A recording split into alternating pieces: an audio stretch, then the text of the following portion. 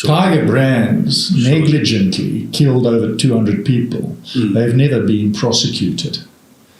Prosecutions for contravention of food safety laws in this country are virtually non-existent.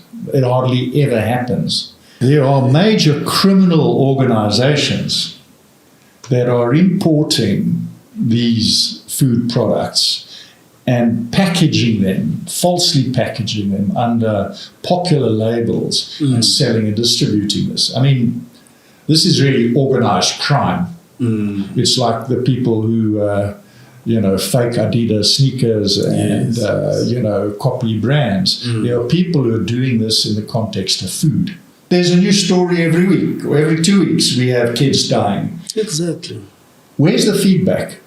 Who was it? What was the stuff concerned? Have we tracked it back? Has somebody been held accountable? No. These stories come up, kids are dead. It's just another case. It's just another case. And it's not the spaza shop owner that introduced these poisons into the chips. Somebody assembled that. Somebody got the raw product from somewhere. From someone, yeah. Of course. Who is that? Where did that come from? Behind this, there are real criminals. Kids die, everyone cries, there's a big funeral, the MEC's over there at the funeral. A week later, nothing. Nothing is happening.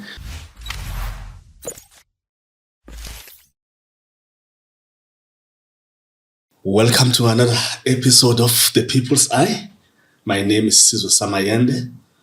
Today we're going to talk about all the incidents of food poisoning that we've seen happening in different parts of the country. I am having a special guest, an internationally known human rights lawyer, Mr. Richard Spoor. He's going to talk to us about this matter. Fortunately, he has been involved in a similar matter. We all know about the Listeriosis case that happened about a few years ago. He has been involved in that case. So I think his knowledge and insight into the matter will help us to unravel what has been happening recently in the country. We've had cases in different parts of the province, of the country actually, in Gauteng, in Mpumalanga, in Limpopo, in KwaZulu-Natal. There have been quite a lot of cases, simple cases of our children going to buy snacks, then they get sick. Our children, one case in Standerton, children last week went to buy sweets from a spaza shop. They ended up being hospitalized. Mr. Richard Spoor is here before me. Before he speaks, though, I would just like to introduce him a little bit better. I said he's a human rights lawyer, but he has been involved in so many important cases affecting the ordinary person on the street. If you remember well, he has been involved in mining cases, the asbestos case. He has been involved also in the class action against gold mines, where many workers were left with lung diseases, silicosis. He has been involved in fighting for the rights of mining communities. He has also been involved in fighting for the land rights of communities, as well as been involved in land reform. Mr. Spoor, welcome. Thank you, Sizwe. It's an honor to be here. How are you feeling? Well, we'll see how it goes. I'm always nervous about these types of events, but very happy to be here. Thanks a lot. Before we get to the recent cases of poisoning, can you briefly take us through the Listeriosis case, where it is at this stage, how it started, just briefly, because it's more related to what we do. So the case against Tiger Brands was my introduction to this question of food safety. So That litigation relates to an outbreak of listeriosis in the period beginning 2017, running through till about July, August 2018. So an 18, 19-month period when a very large number of people in South Africa became sick with a sickness called listeriosis, which is caused by a bacteria called Listeria. Over 200 people died as a result of contracting this. Over 200 women miscarried or had stillbirths, lost their children. Hundreds more people were seriously injured by this disease, which is an extremely dangerous disease. It kills about 30% of the people who contract it. When this outbreak took hold and large numbers of people became sick, we know large numbers because typically there are only about 20 cases of this listeriosis per year. But during this period, we had over 1,500. Wow. So we knew that there was something seriously wrong. The Department of Health and the National Institute of Communicable Diseases, which deals with infectious diseases, started looking at this thing. And in 2018, early 2018, they had a breakthrough when a group of children at a creche in Soweto all came down with listeriosis. In the fridge of the creche, they found polony manufactured by Tiger Brands at their Polokwane facility. They tested the polony and saw that it was contaminated. And they then went to the factory in Polokwane to take more food samples from their products and to test the factory environment to see if they could find traces of this bacteria in the factory.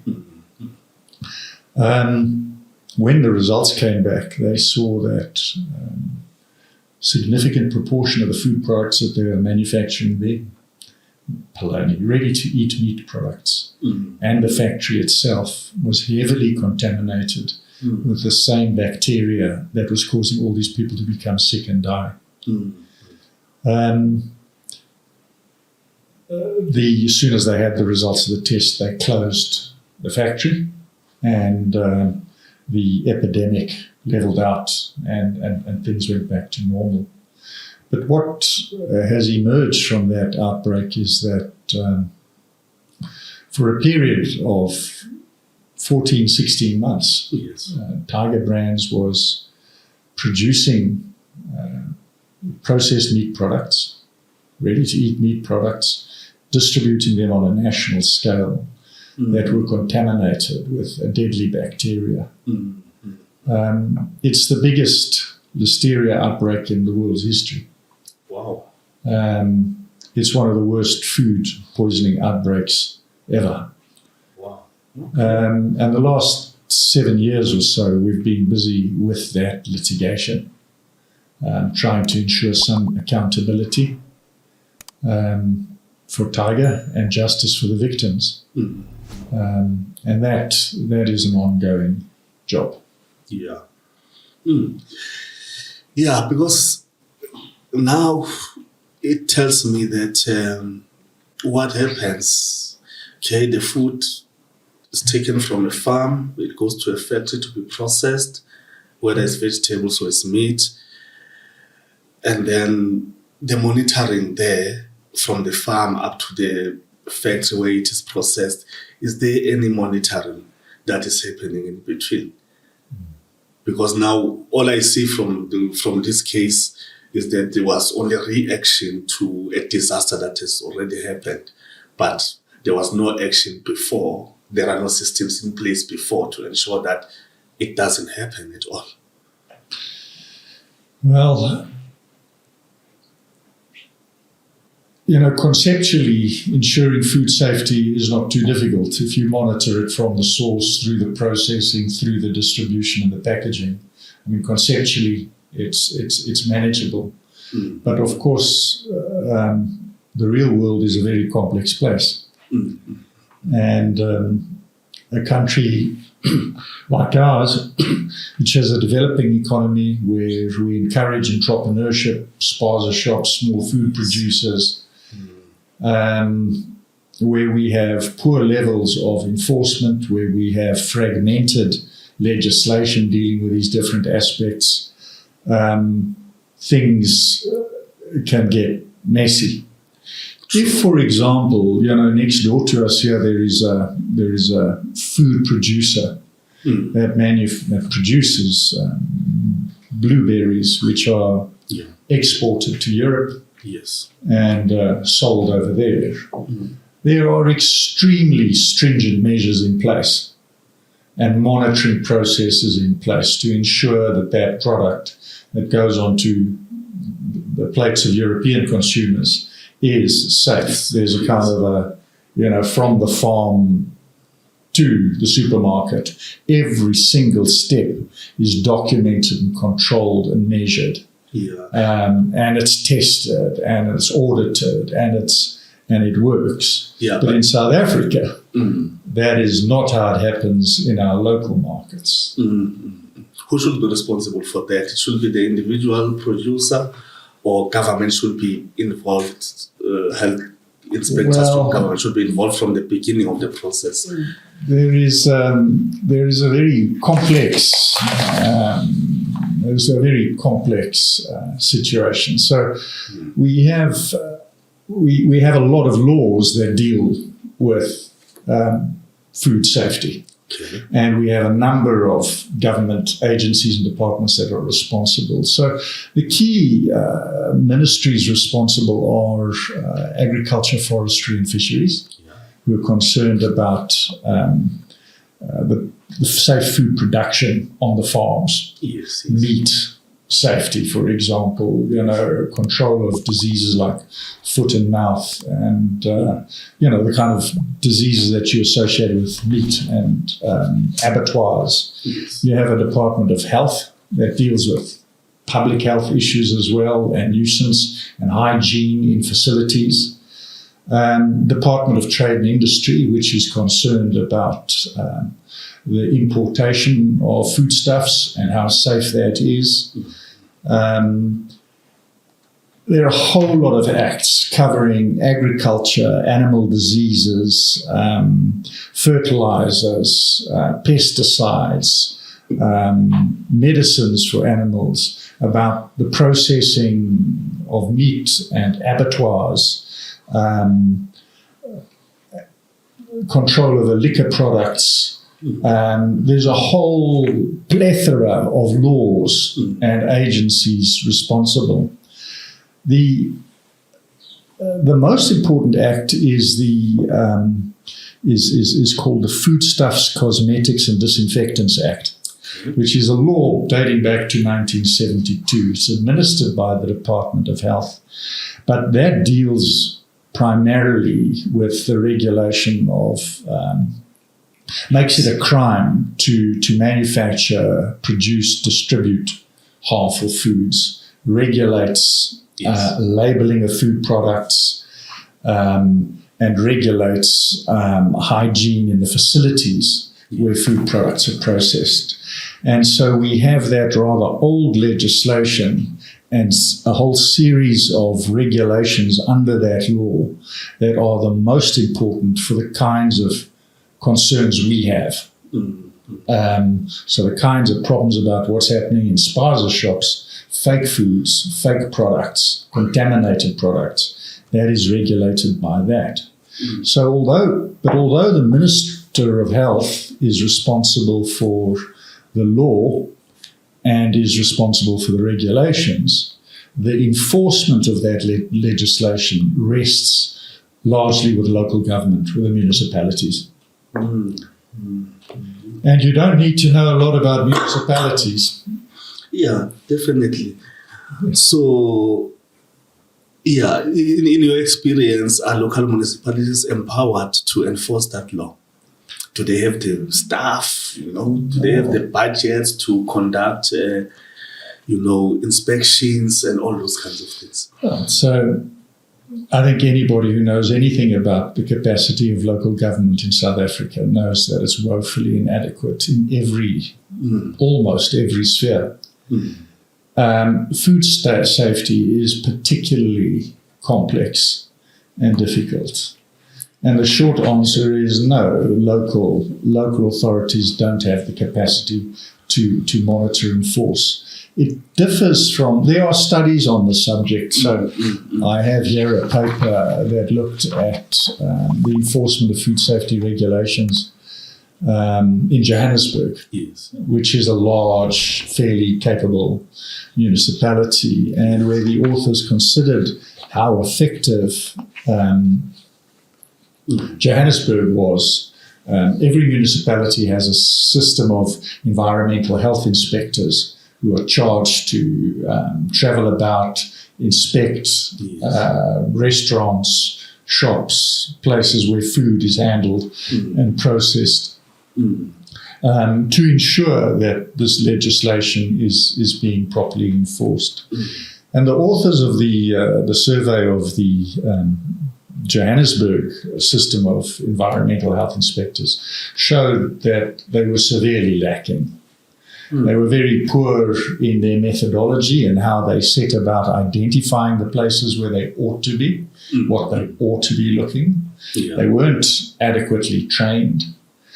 There was very little follow-up when they did pick up problems, and there were no prosecutions and no effective prosecutions when problems were identified.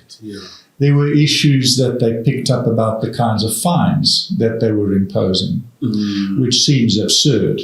In terms of our regulations, if you find a facility, a shop, a supermarket that is contravening the laws it relates to the handling or the labeling or the use of unsafe products, the range of fines is from 400 Rand for a first offence penalty to 2,000 Rand for a third offence. But we're talking about offences and laws and regulations that impact on lives. Potentially they kill people. They kill people. Recently there's been a massive spate of killing, but a large number of children who are dying. But, in preparation for this discussion today, I went back and I had a look at some of over the last few years. This is not new.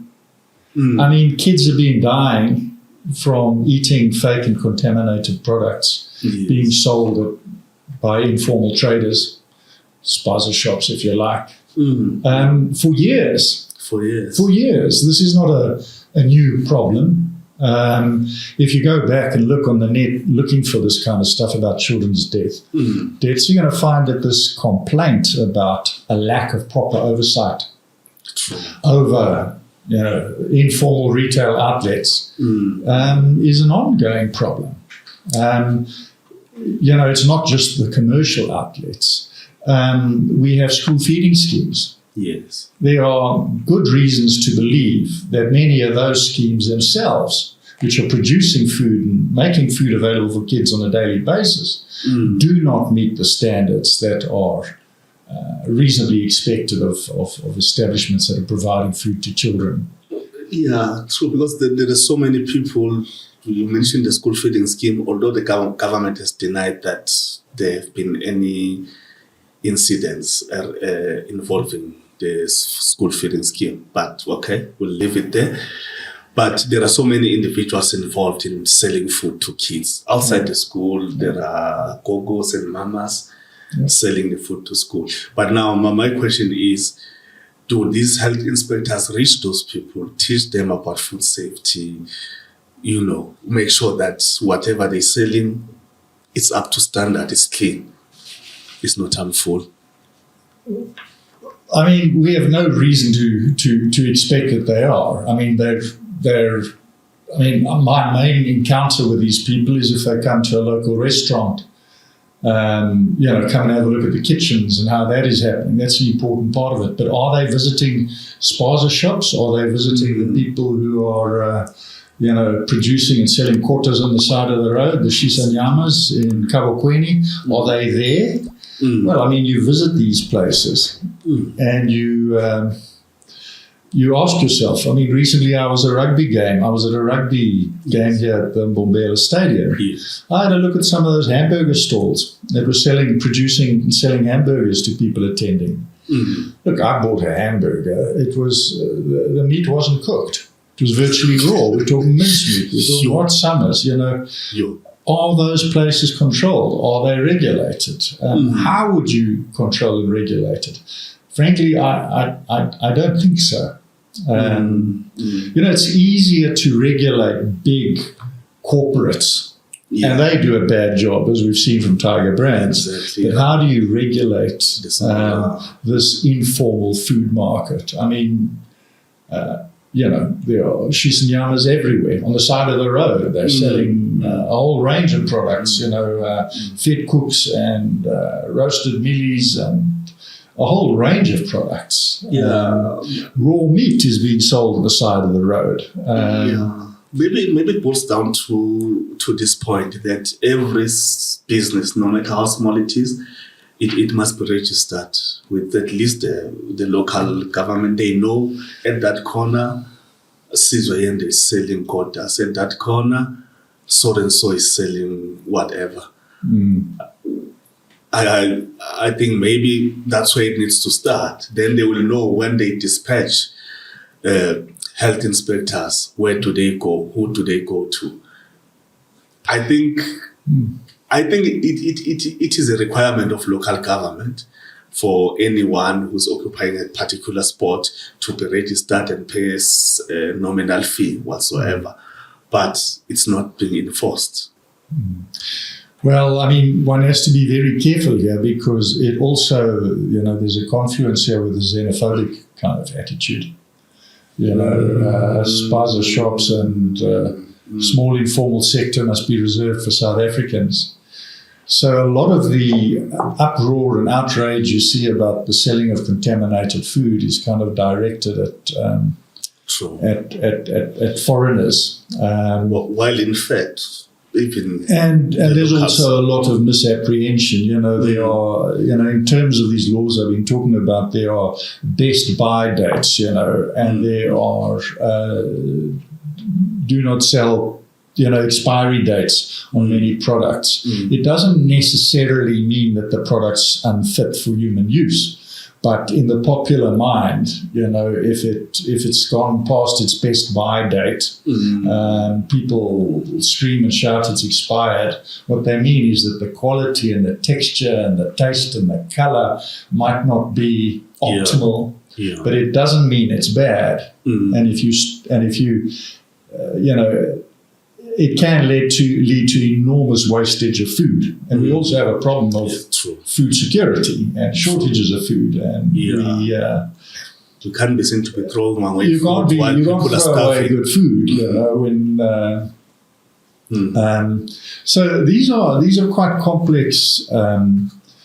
These are complex questions to solve, but one of the things that you can do, which applies whether you regulate the shops or not, is ensure that people are held accountable when they cause harm and cause damage. Where are the prosecutions and what are the penalties? I mean, if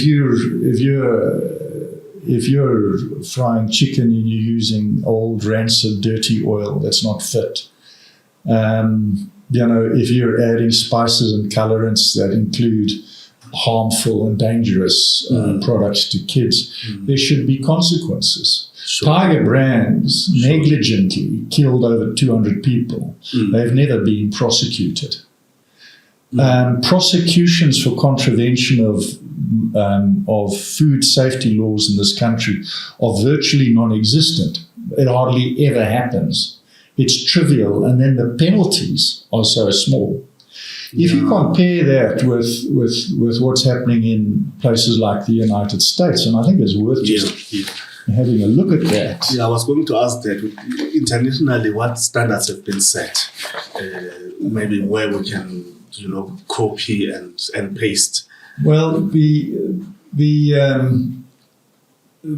United States has, I mean, one of the most sophisticated kind of and accountable food safety systems. So first of all, they have a national agency, a Center for Disease Control, Yes. which is responsible for food safety. We don't have such a thing. We don't have a single state agency that has overall responsibility for food safety. As I said, we have a myriad of laws, a number of ministries, and in terms of from national down to provincial down to local government, a plethora of overlapping responsibilities. Yeah, but there's no synergy. But no integrated central agency. So we really do need, something like a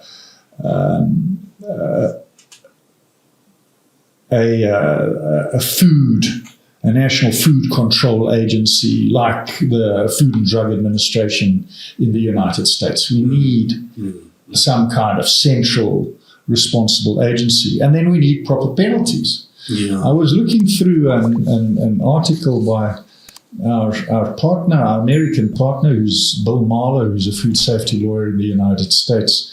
He wrote something recently dealing with Tiger Brands in the case. Yes. And he referenced the kinds of penalties that were being imposed in the United States. So he talks a 1998 case, $1.5 million fine for selling tainted apple juice. Wow. Then we have an egg company that produced eggs that were contaminated with salmonella. $6.8 million fine. The individual owners each fined 100,000 rand and 3 months in jail. A case in 2014 against the Peanut Corporation of America.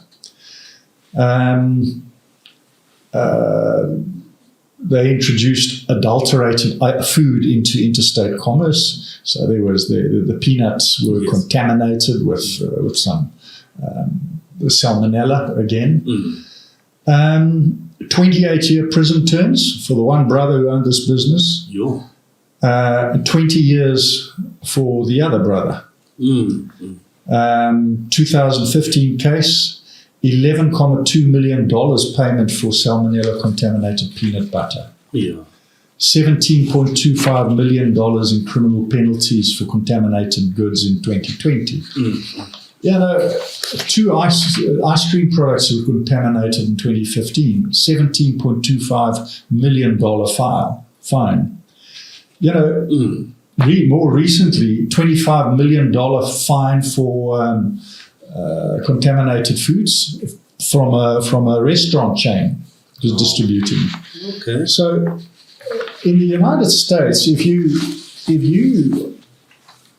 produce and distribute contaminated foodstuffs, you're going to know about it. You're going to be held to account. They have the facilities to track you down, to identify you as the source. They have an agency, the Food and Drug Administration, that's going to focus on this. It's going to track you down. It's going to prosecute you criminally and impose enormous fines. Then the civil justice system is going to climb on top of that, and the victim's also going to sue you. So in the US, there are serious consequences, civil and criminal. In South Africa, we just don't see that. Yeah, and as you say, if you pursue it criminally, then the fines are next to nothing. 400 rands, as you said, to 2,000 rands. Yeah. It's not a deterrent. They're like traffic fines. It's not a deterrent at all. It's not a deterrent at all. Good food hygiene is what your mother was doing in the kitchen. You keep your kitchen clean. You wash things with soap and water. You wash your hands. You wash the products. You consume fresh products. You don't consume products that are off. Meat products like chickens. You don't eat 2-week-old chicken. You don't do those things. It's not as if the people who are producing fake food products and distributing expired bad food. They know what they're doing. They understand what they're doing. While you can describe it in very technical terms, there's nothing here that a housewife who's concerned for the health of her children doesn't know. I mean, basic standards of cleanliness and hygiene. A lot of it is greed. A lot of it is about taking shortcuts, selling products that they know are not safe to distribute and are doing so for money. So there have to be consequences for that kind of thing. And if there are consequences, people, it's not as if they're going to be punished for what they didn't know. It's not that difficult. It's not that complex. Hygiene is simple stuff. It's soap and water and a clean environment. It's about wearing gloves, protective clothing, washing your hands, cooking the food properly. That's what it's about, But so perhaps instead of licensing conditions, which are seldom if ever enforced, just ensure that there are consequences for people who sell and distribute contaminated products. We have a big issue in this country as well with I mean, it's a level up. I mean, I don't want to focus excessively on the tiny little operators on the side of the road, but there are people who are producing fake food, fake tinned fish, fake baked beans. They copy popular brands, but they are canning and producing inferior, unsafe products and disguising it as well-known brands and then selling it and distributing it. The same is happening with chips and sweets and lots of these savory snacks. Mostly with the snacks. There are major criminal organizations that are importing these food products and falsely packaging them under popular labels and selling and distributing this. I mean, this is really organized crime. It's like the people who, fake Adidas sneakers and, copy brands. There are people who are doing this in the context of food. There are massive factories that are being set up and are distributing food, but undercover. They're criminals. And then they're selling it not under their own labels because people will quickly realize, this stuff is bad. This doesn't taste good. Involved in fraud on a massive scale and defrauding members of the public and at the same time making them sick. That is, this is organized crime that is involved in the fake food industry. And they need to be held to account. I mean, they need to be arrested, detained, and if they're foreigners, they need to be deported. Yeah, but since we know the country knows what you're saying, it's not something new. The country knows about it, and there have been videos on social media showing how soda is being made in a back room and all of that. But nobody's standing up to say, law enforcers go there, check those spaza shops. Where do they stock? Where do they get their stock? Which factories and all of those. Who is supplying the spaza shops? Those are the people you should be looking at. Who are the wholesalers who are producing these defective products? I mean, we hear that the last deaths the last few weeks was due to insecticide that was introduced into the food. Yes. How does that get into the chain? Well, it gets into the chain back at the factory. Not at the factory, at the farm where these products were produced. They were clearly not applied properly. They were not checked. They were not controlled. There were no systems in place. And the result is we feeding our kids poison, literally poison. Yeah, true. That was a Houghton case in Naledi. They found organophosphate. Organophosphates, the same thing that the apartheid government tried to kill Desmond Tutu with. You'll remember they poisoned his clothing with organophosphates. Yeah.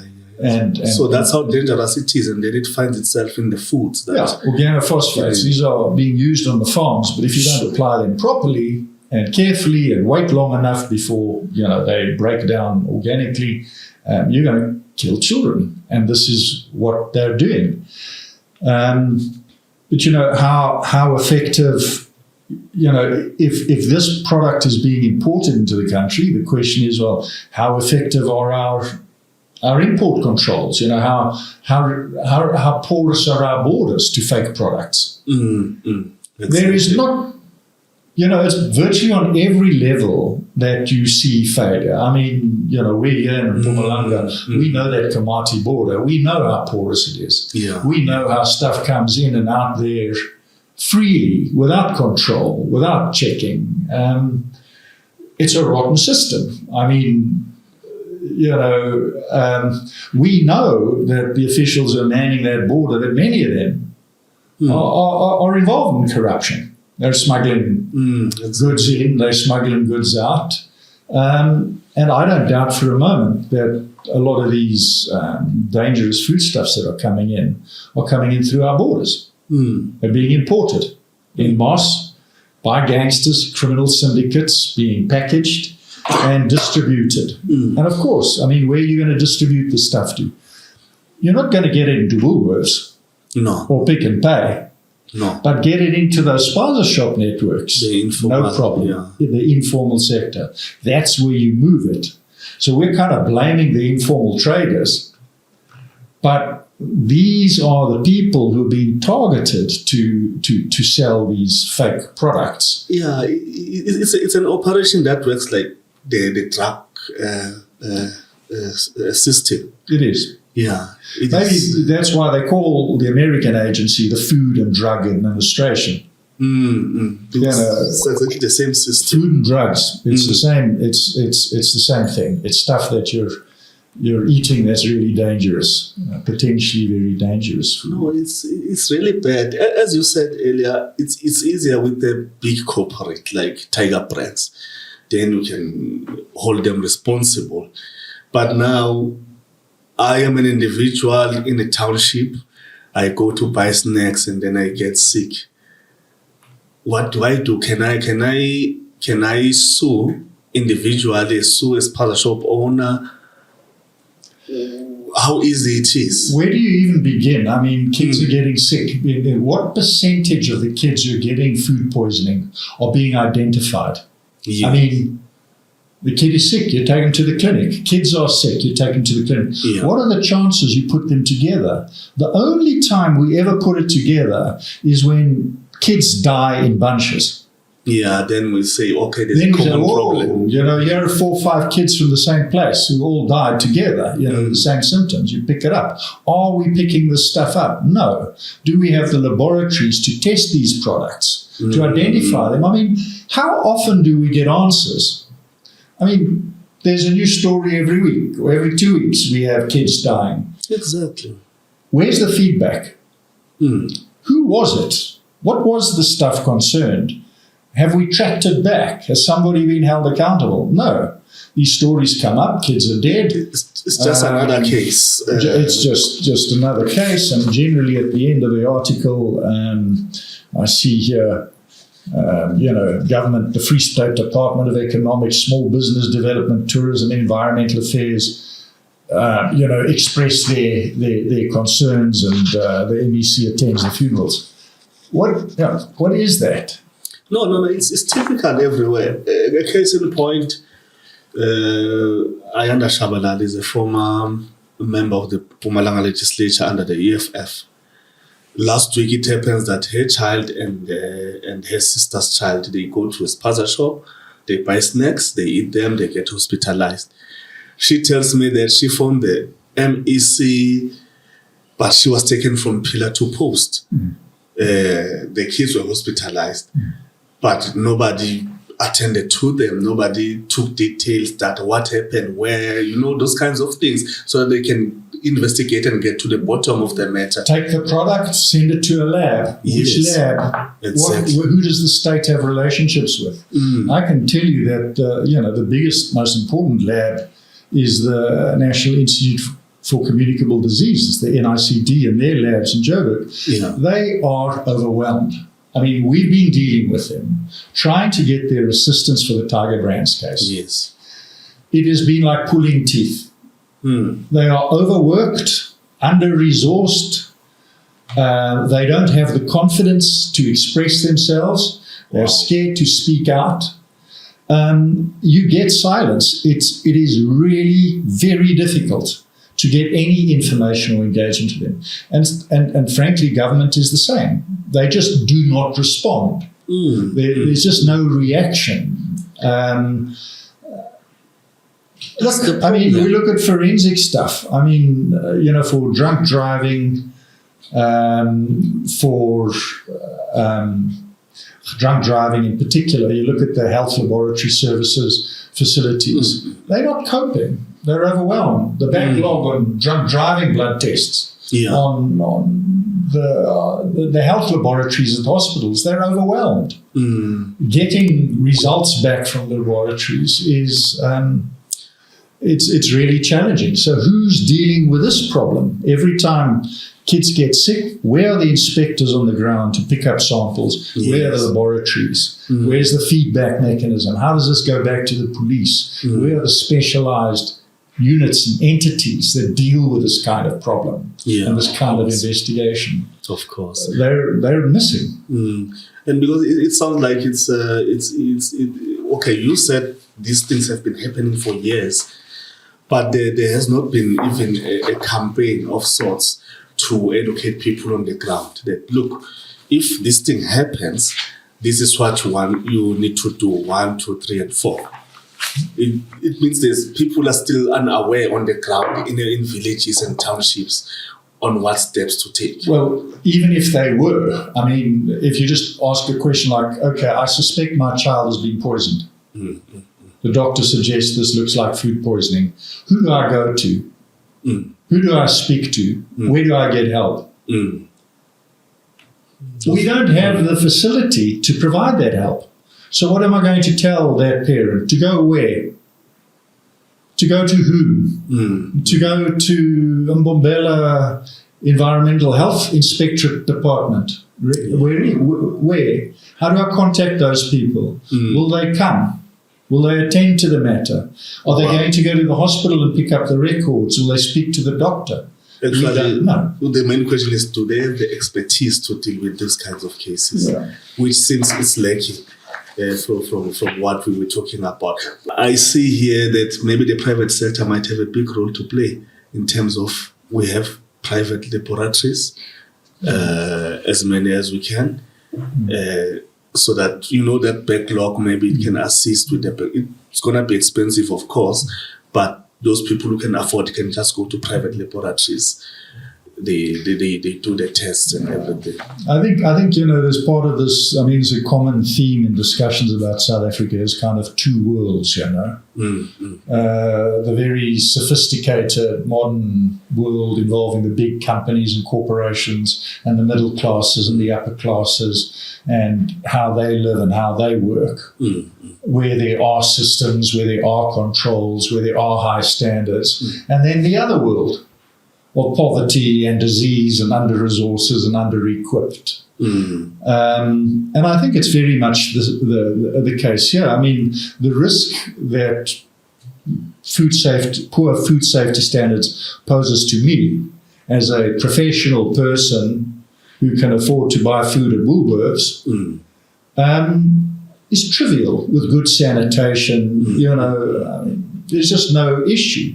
The problem is for poor people living in the townships, living in the rural areas, and who cannot afford the brand names. You've got to buy whatever's affordable.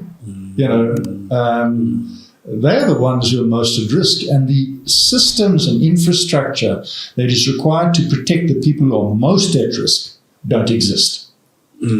There's a very good report. It's from this year, 2024, in the journal BMC Public Health.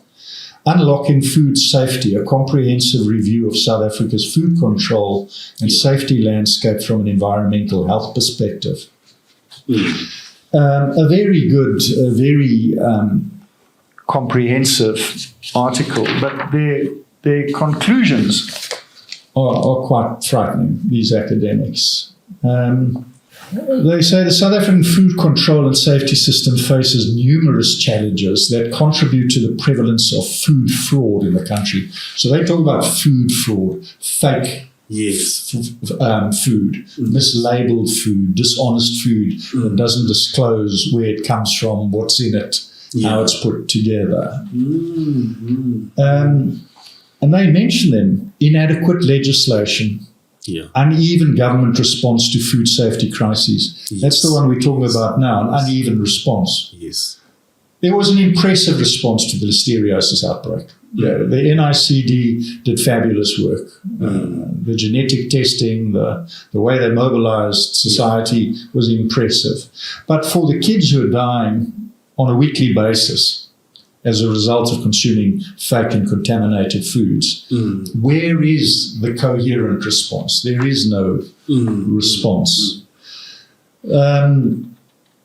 They speak about unclear liability for food fraud. In other words, the consequences. You commit these crimes, you lie about the content, you're producing unsafe food, you're mislabeling the food. There's unclear liability. An issue that they did identify is the proliferation of online food sales, which creates a whole chaos on your own. People are selling food online. Well, who's supplying it? Where is it coming from? How do you control for that? Which is a new potential threat. Non-compliance by street vendors, and a shortage of food testing laboratory. They speak about the complexity and fragmentation of the regulatory landscape. I mean, we've spoken about that. So many laws, so many different authorities, such a huge, complex spectrum. Multiple agencies, overlapping responsibilities, and the lack of a central agency with responsible for food safety. Which seems to be, quite critical. They say, these authors say, that there needs to be a critical reevaluation of existing legislation and enforcement mechanisms. They talk about the need for deterrence to discourage potential offenders. And then, of course, they talk about our circumstances, the poverty, the lack of regulation in these areas and the like. But their review demonstrates unequivocally that we're facing a crisis.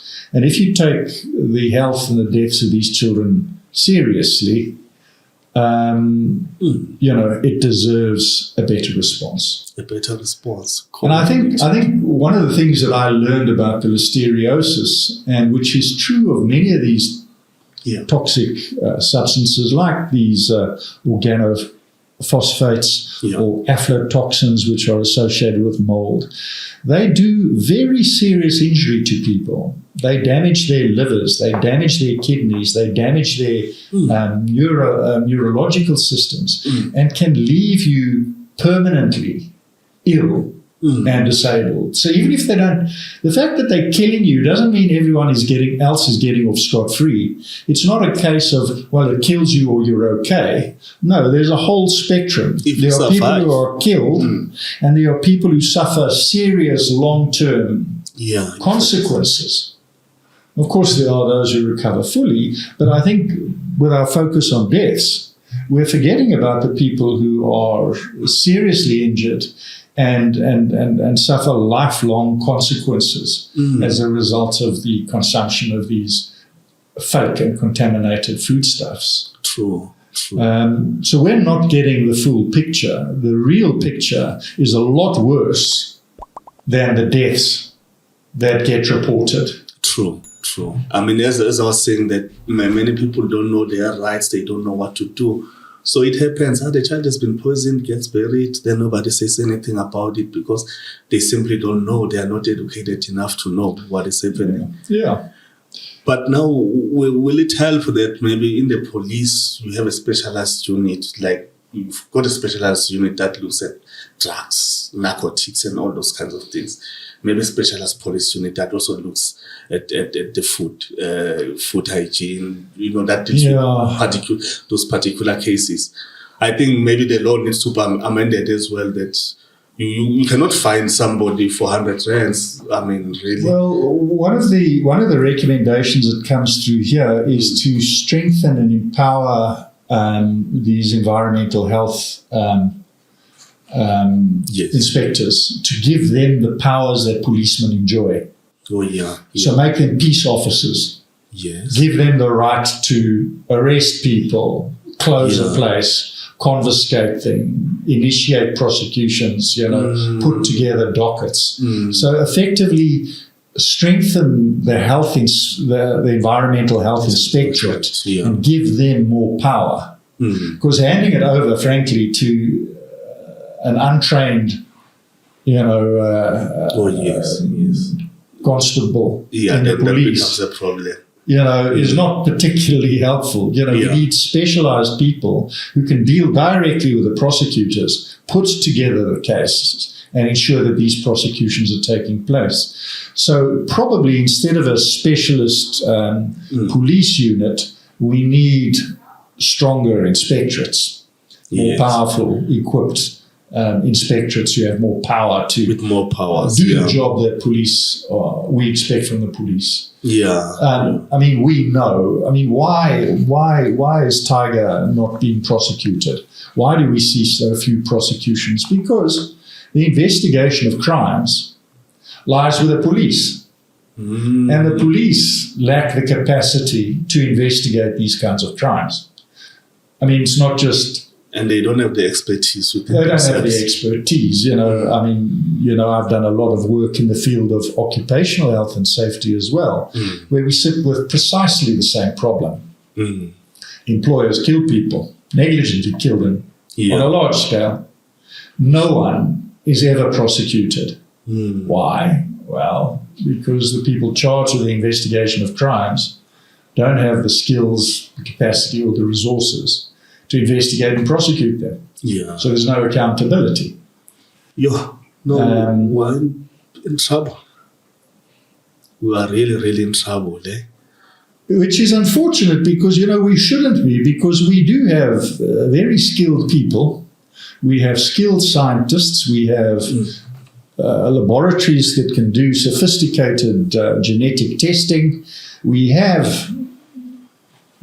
Technically speaking, we have the tools and resources to do something about it. But we're falling down somewhere. It is. It is. Maybe another shortcoming is that perhaps this matter of food safety is also, as you said in the beginning, it gets linked to xenophobia and all of that. You look at who are these people owning these shops, or it's foreigners, or then it gets clouded in the whole xenophobia debate instead of looking at the real issue here.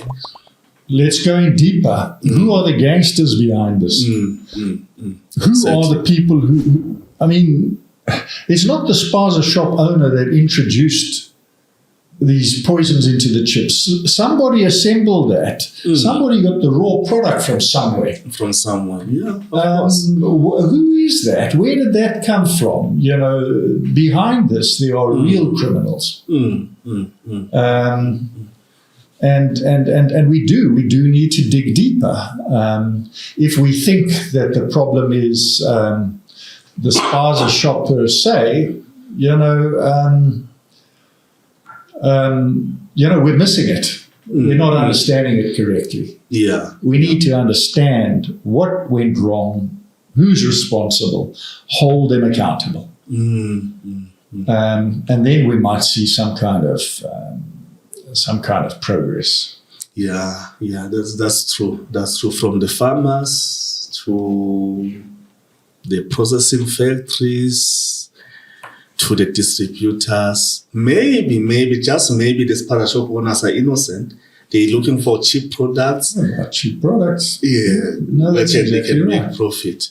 Yeah. Yeah, I mean, they can't afford Coca-Cola. They get an imitation Coca-Cola. You know, we can't pay for Simba chips, so we use a sneaky snack, whatever you call it. You know, we can't afford tinned fish from I&J. Well, we get no name brand tin fish or tin fish that's been labeled with fake labels. It's a problem. I was just looking at the recent cases, and then the one of Matsulu, where 24 learners from Enzani ate snacks called chipa. I think that's the only case where it has been, the product that they ate was identified, and also the company gave a response. It's called Truda Foods.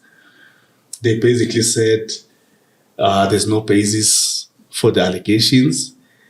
Then they said, let's take you through the process. Our maize products go to a cooking process at 195 degree centigrade, where after they are immediately packaged. As a result of this process, it is impossible to get food poisoning from our snacks. Quite categorically, there's simply no link between our products and what is happening to the children. I don't know whether that argument holds water, because by the time the product is sold, it is cold. You know what I mean? Look, the problem at Tiger was not only very poor standards of hygiene at the factory, but inadequate cooking. Yeah. It's all very well to say that, we cook our products, therefore it can't be us. That's not so. It depends how well you cook the product and how well you control and monitor it. Because remember, you've got products coming through, you're cooking and cooking and cooking and cooking. It has to be right every single time. Every single time. Now, wasn't the cooking right every single time? You need monitoring to control that. So the data that we have about Tiger's Polokwane facility, it shows that the results of the cooking were very erratic. On average, everything's cooked. But we're not interested about what's average. We're talking about when it's not adequately cooked. Yeah, that's true. And systems that don't always cook properly are very dangerous.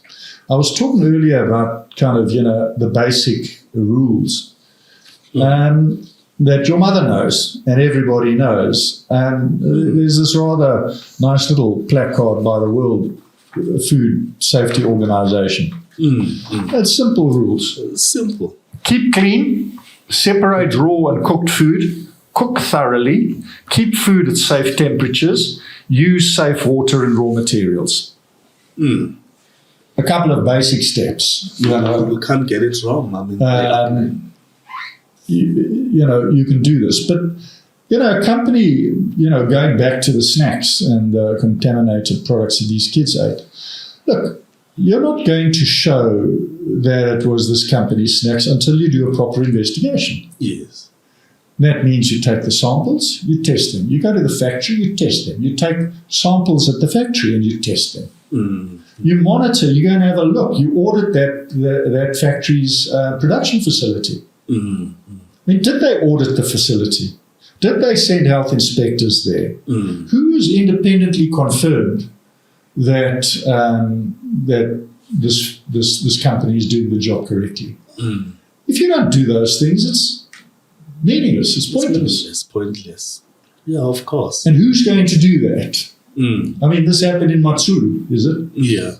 So now, who here in Mpumalanga has got the capacity and the resources to go into that chip-making facility, audit the factory? Who in government has got that capacity? Who can do it properly? Yeah. Is there someone local who can do this? Or do they have to get people from Johannesburg? Are those people from Johannesburg available? Did they come down? How long does it take to get them here? Yeah. And this is a very serious issue. Yeah. Which really government should be up and down, setting the systems in place, looking at the loopholes and everything. Yeah. We have this pattern, we spoke about it earlier. It's like kids die, everyone cries, there's a big funeral, and the MEC's over there at the funeral. A week later, Nothing is happening. It's said though, Limpopo province has decided to stop these women who are selling food outside the schools. I mean, it's another debate. It's about the economic impact of this, but it's a necessary step. But to ensure that these women are still able to bring something home, something really needs to be done to empower them, to capacitate them to sell the clean and hygienic food. What are they doing? Punishing the poor. This what it punish the like. poor, it's informal traders. No, as we've discussed, it's not the informal traders. It's the people who are providing, the big businesses who are providing them. To the extent that there's a lady preparing food on the side of the road and she's not following these rules about keeping clean and cooking thoroughly and, following basic hygienes, by all means, close her down. Stop her.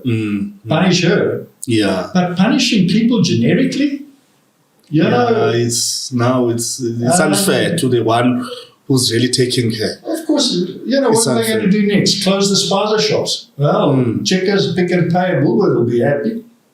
Yeah. This is like the kind of just gut response, that our politicians are so good. And, we have a problem, so let's pretend to do something important. We're going to stop go-go selling at the service at the schools. Yeah, what about the drug dealers parked in the polo a couple of 100 meters from the school? Exactly.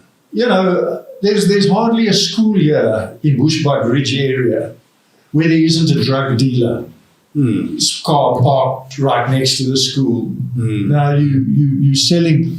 We suddenly worried about the old lady selling contaminated foodstuffs, but just down the road, the school's own drug dealer is selling Nayope to kids. Yeah. That's Limpopo. Exactly. There are drug dealers outside every school. What are you doing about that? I don't know. But lastly, from a legal perspective, as a lawyer, you look at this thing. Now we've got a different scenario from the Tiger Brands issue. Big company, big corporate company. I think it's easy to trace, to test and do everything. These individual cases now that are all over the country is different puzzle shops, is different people, different parts of the country. How do people deal with that in order to get justice in the end? Well, because I've worked with law firms who are involved in this kind of work in Europe and the United States, without a capable, competent state to do the investigation and the background work, it's extremely difficult. Yeah.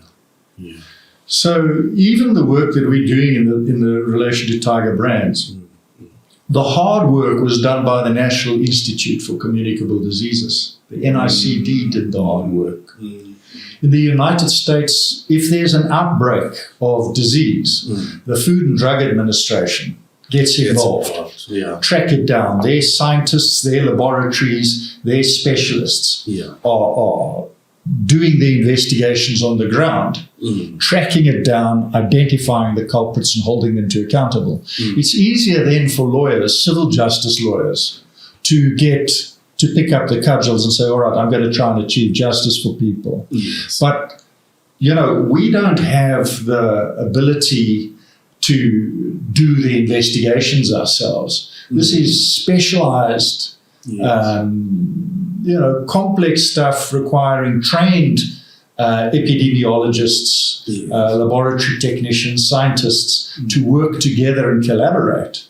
So fundamentally, I mean, what's unique about the Tiger Brands case is that, as far as I know, it's the first and only litigation dealing with food safety in South Africa. Yeah. We should have many, many more of these cases. But when it's not happening, and the reason it's not happening is because the state is failing in its duty to identify the problem, investigate the problem, and hold the person and persons who caused this problem to account. Yeah. We ride upon the back of the state. We depend very heavily on the state's capacity and resources. We were lucky with Tiger. They did an excellent job.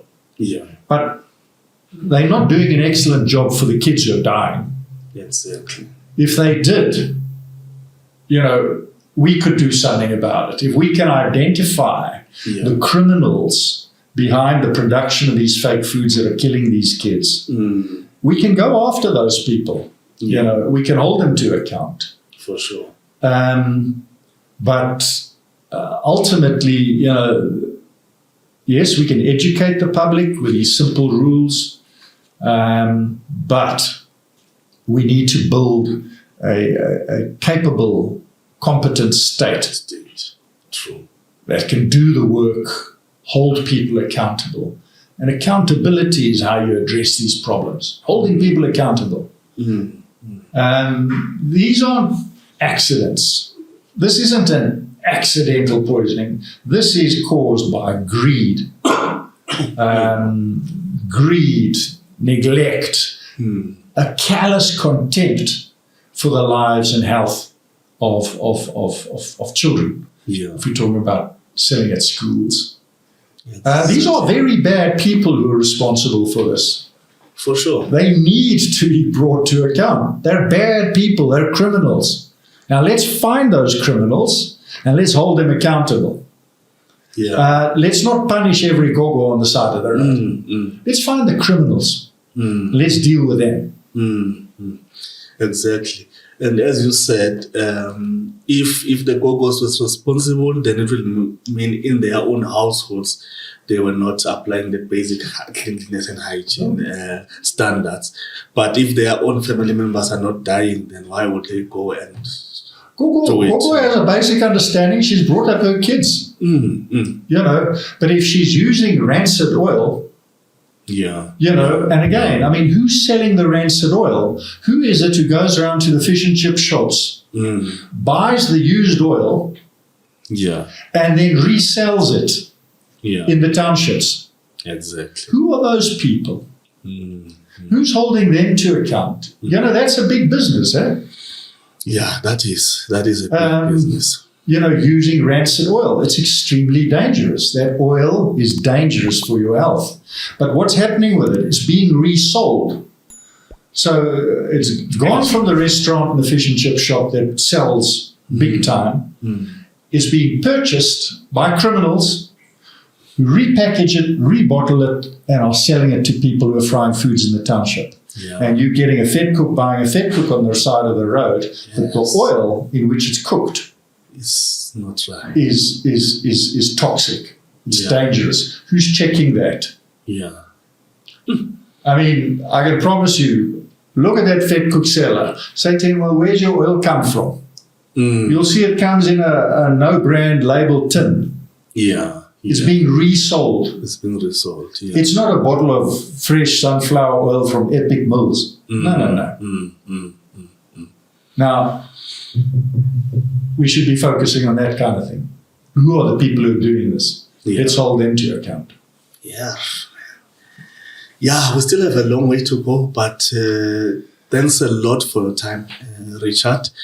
I think the talk with you was really, really enlightening. There are blind sides that ordinary people don't know about, they don't understand. But after this talk, hopefully people's minds are going to be clearer.